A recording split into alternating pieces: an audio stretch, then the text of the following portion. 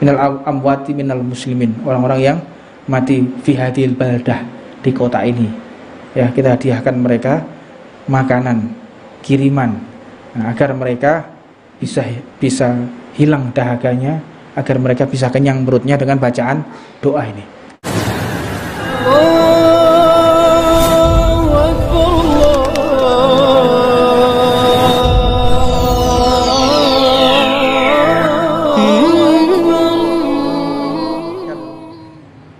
Perasaan tertumpuk seperti itu, maka semakin hari dia akan semakin tersiksa.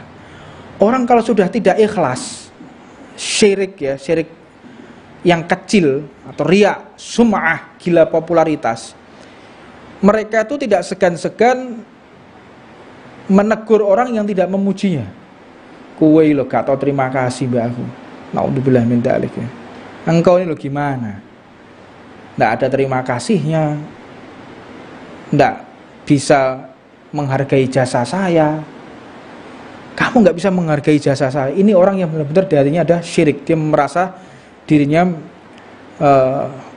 membutuhkan pujian dari orang lain. Dan adapun mereka yang dibantu lalu menghilangkan jasa dari orang yang membantu, ini adalah seburuk-buruknya manusia.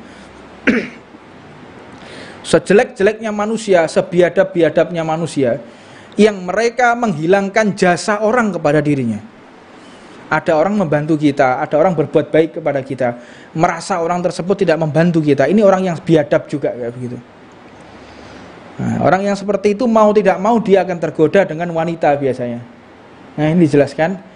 Orang kalau sudah ingin menghapus jasa orang lain dari dirinya, ada orang berbuat baik, dia berhutang jasa kepada si A, tapi dia menutupi bagaimana caranya si A ini tidak berjasa kepada dirinya.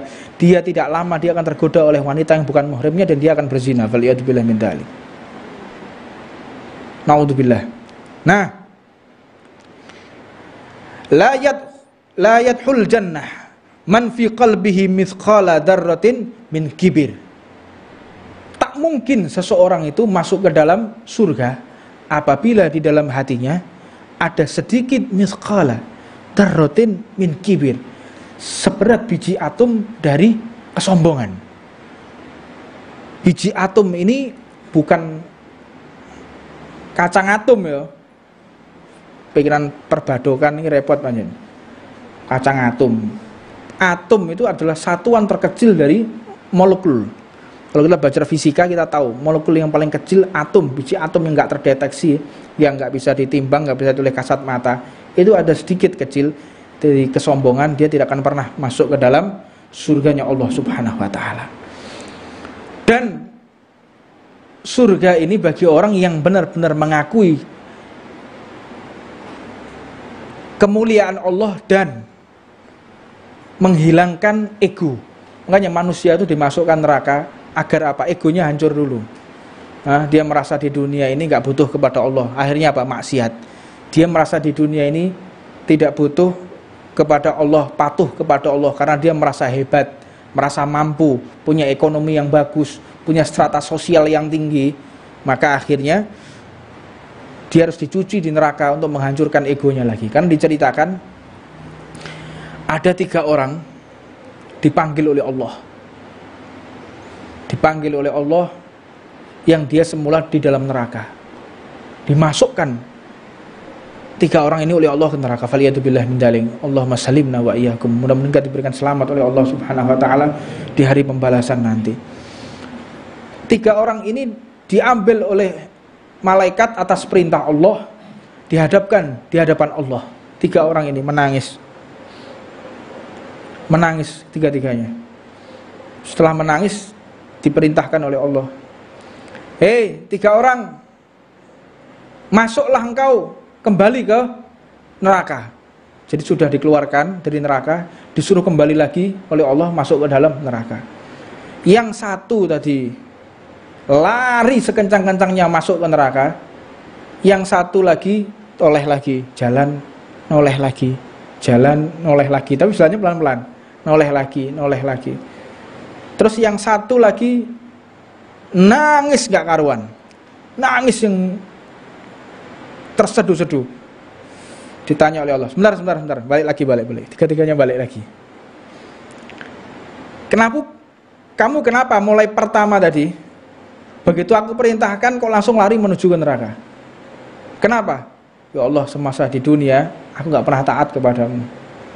Masa sudah seperti ini saya juga gak mau taat lagi. Ya udah disiksa ya sudah. Yang penting kali ini saya bisa taat kepadamu. Jadi dia langsung kembali lari ke neraka. Terus kamu, kenapa kamu kok tolah-toleh tadi?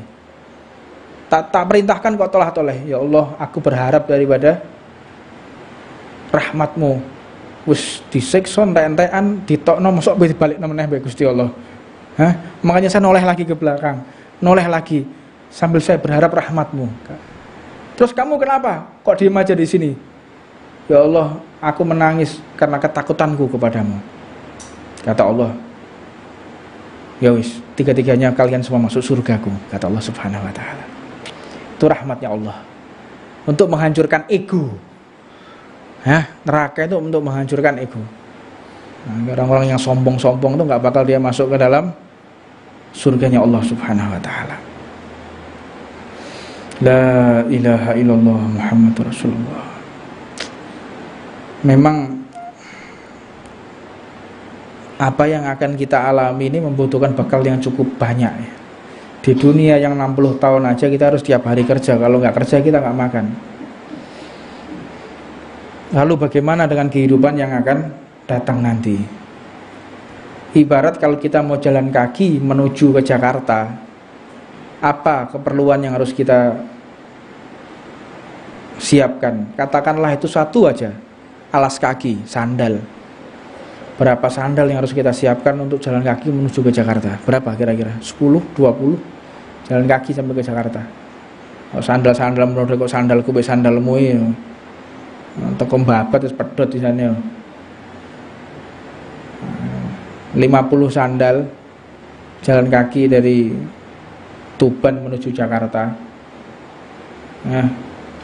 Harus ganti sandal lagi.